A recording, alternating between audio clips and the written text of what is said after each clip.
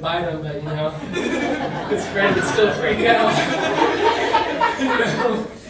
To roping a steer and his saddle coming off and him skipping across the track. I mean, I think of that and I'm like, oh my God, how are you still alive? It was fun, I tell you what.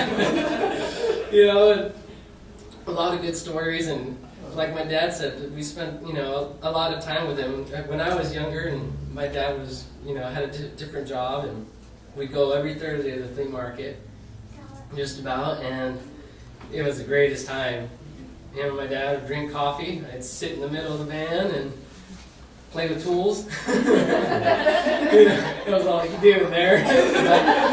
But listen to the stories and listen to them talk about life and everything. And my best friend has always been older people, because they're down to earth. They know, they've been there, they've done that, and to hear that kind of stuff, that information is what I take in.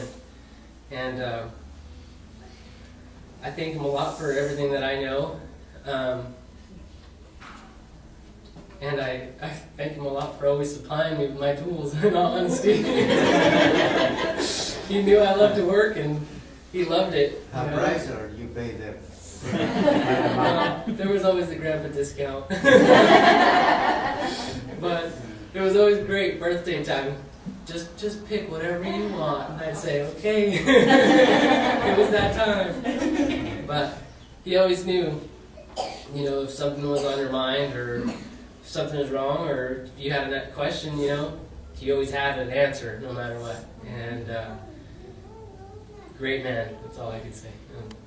Thank you for being here. Ready to kiss you.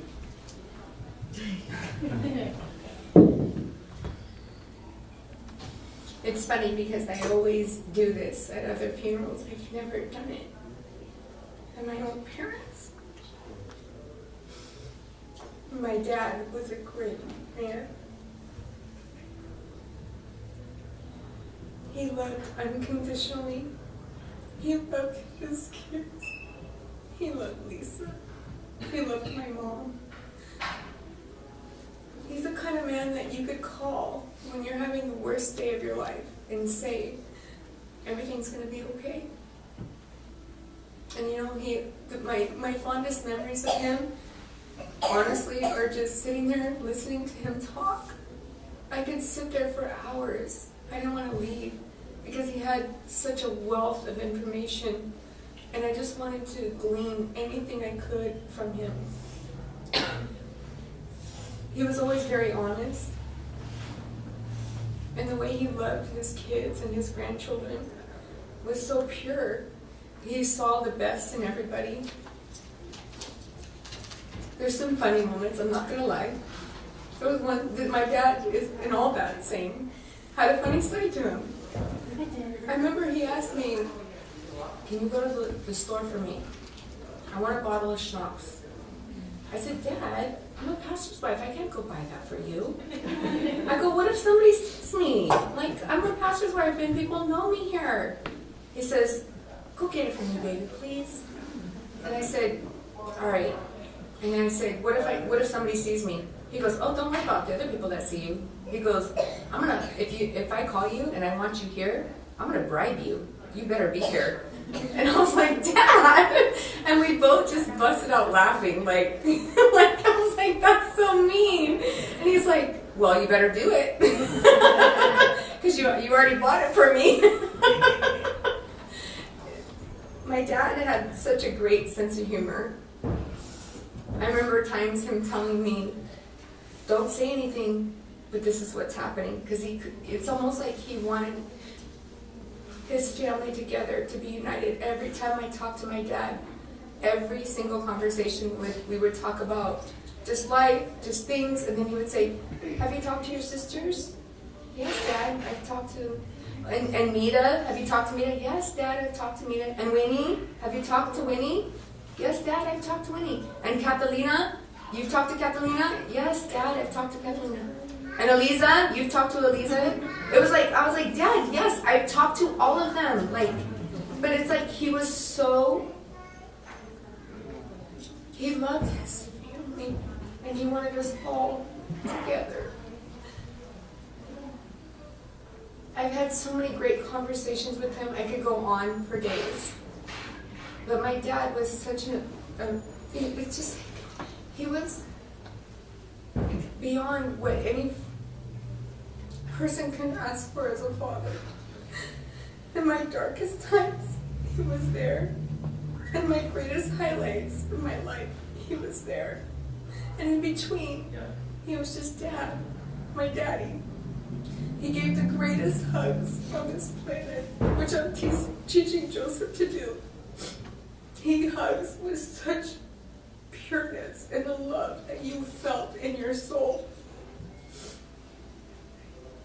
I don't mean to be emotional.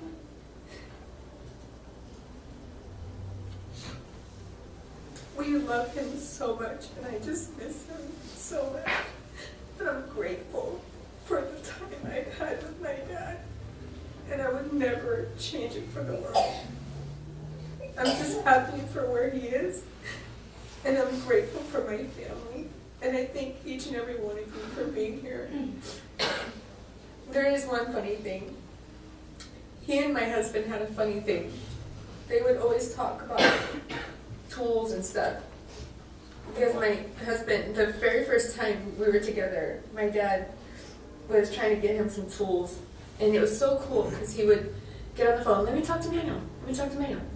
And he would tell him how he got some tool in. I don't even remember what it was, but it was over the years, 26 years, over 26 years. Manuel, I got this new thing in. He's like, I'm setting it aside for you. I know you'll like it. And it was like, Manuel was like, it was like Christmas for him. But they had this connection. And that's the way he loved his son-in-laws. He not only loved his daughters, but he loves each and every one of his son-in-laws. And he did everything. He didn't have sons, but they were his sons. They were his sons. And that's the way he viewed each and every one of you guys. That's the kind of man my dad was. A very compassionate, very selfless, very unconditional, loving man. Anything else to say? Thank you for being here.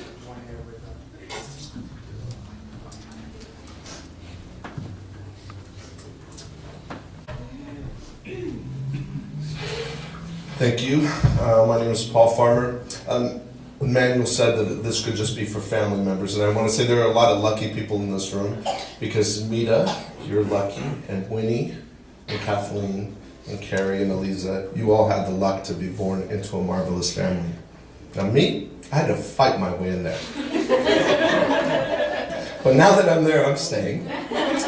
My relationship with your dad was a very uncommon one. I met him when I was 15 years old, and he was about 57, and it was over a game of chess.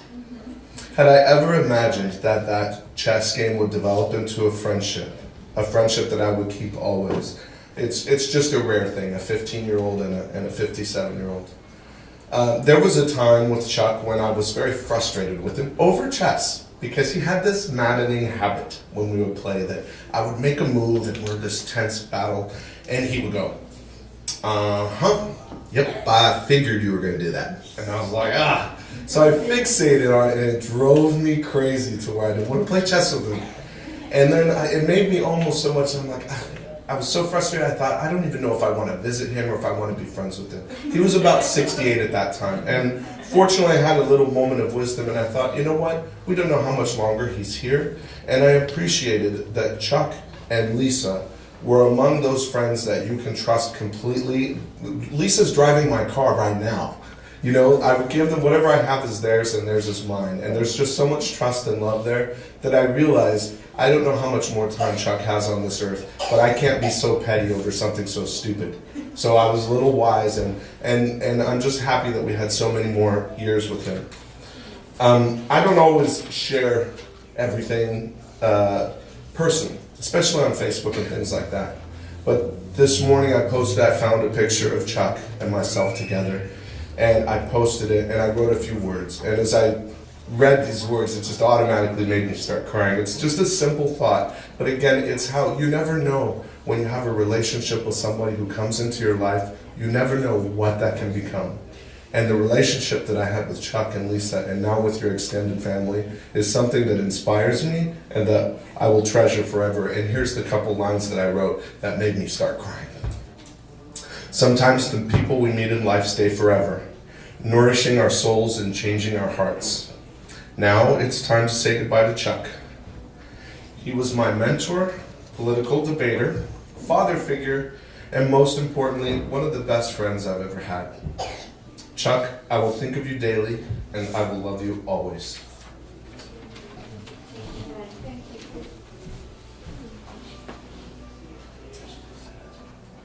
Anybody else? Can I add a little something? You can. So, my Aunt Carrie was saying how funny my grandpa is, and he always has something to come back up with, and it may not always be appropriate. My husband and I had gone to the gym one day, and we went to go visit him afterwards.